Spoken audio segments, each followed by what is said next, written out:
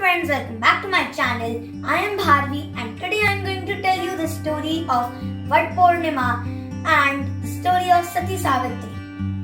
So let's begin. Once in the city of Mathura, there lived an immensely beautiful woman called Savitri. She was the daughter of King Ashwapati. She was immensely beautiful and had a glow of the sun on her face. Many suitors came to claim her hand in marriage. But as they saw her, they all were so captivated in her beauty that they could not speak.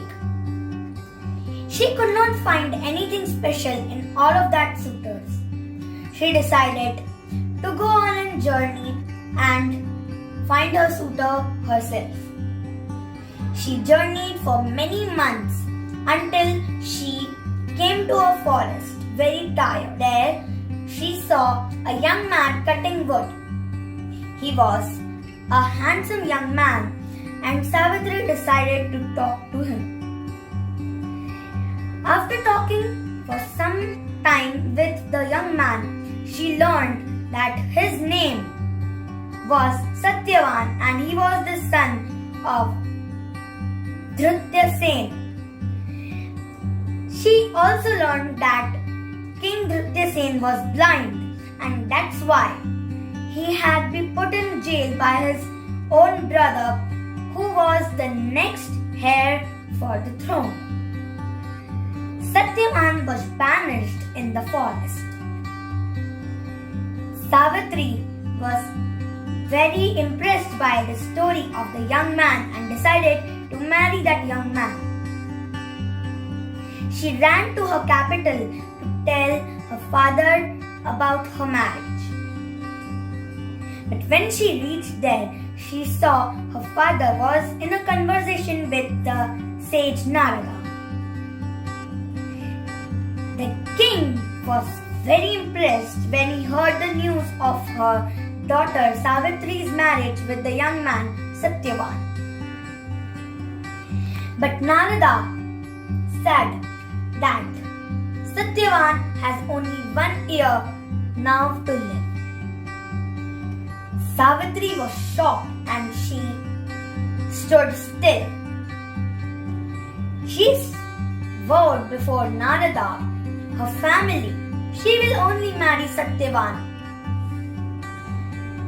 After a simple wedding, the couple went to the home where Satyavan used to live. They were very happy until the day arrived. Satyavan was chopping wood in the forest. It was a very hot day. Satyavan was feeling very hot.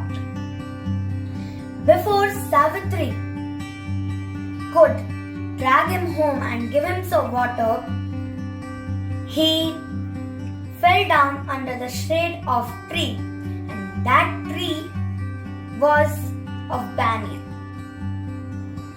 Suddenly Savitri saw a figure on the land in front of her.